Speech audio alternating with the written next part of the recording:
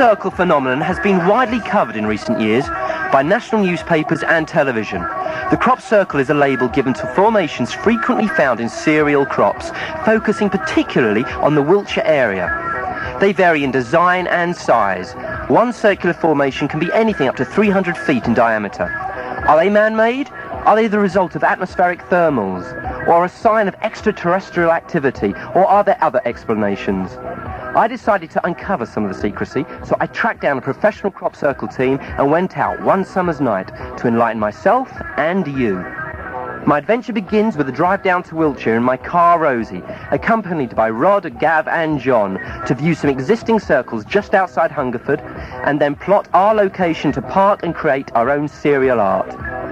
You are about to enter the Ned Pamphilon zone.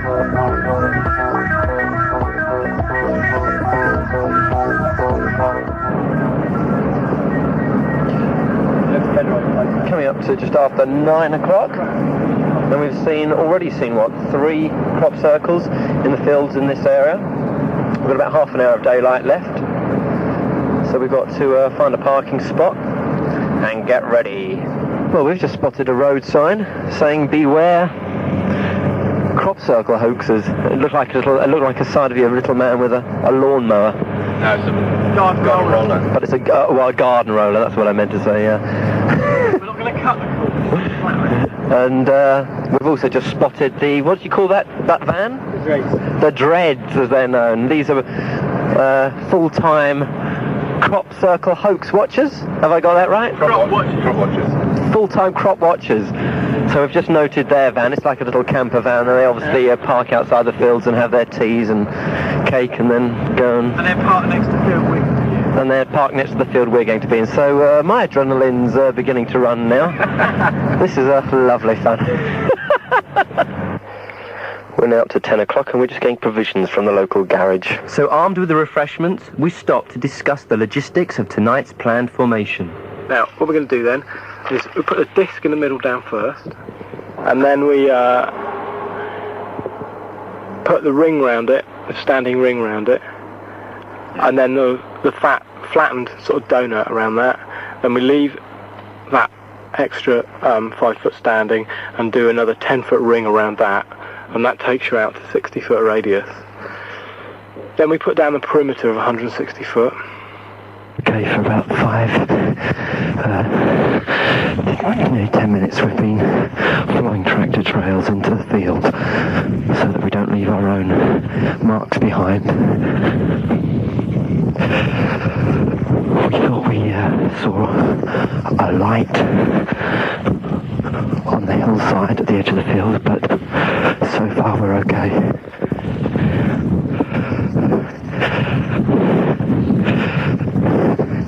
We're each walking along with our boards and our rope, and I guess we're making for the centre of the field where we will commence the circle. At the proposed centre of the formation, work begins.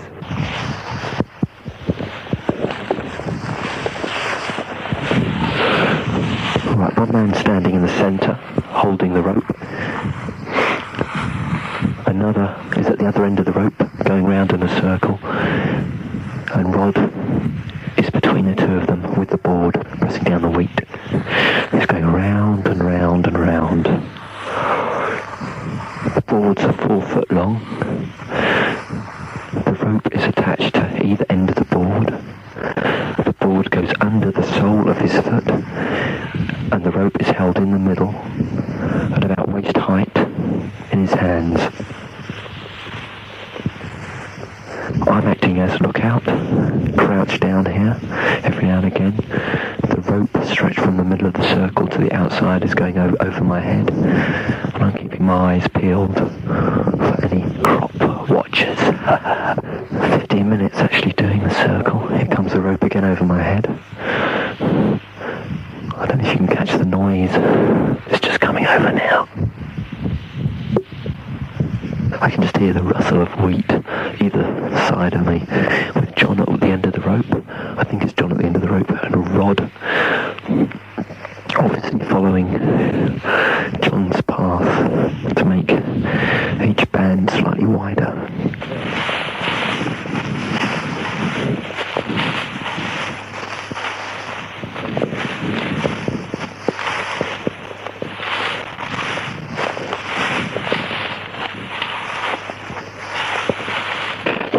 circle is getting bigger and bigger and bigger.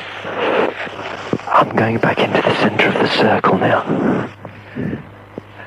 How's it going? All according to plan? Yeah, hopefully, but I'm a bit worried, I'm a bit close to those bushes over there. It's now about 3:10 in the morning.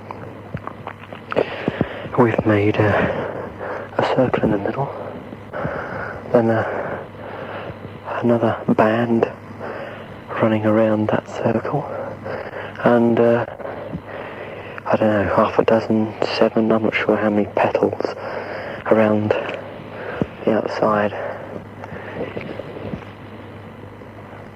I mean, it's quite a big formation because we started so late this evening.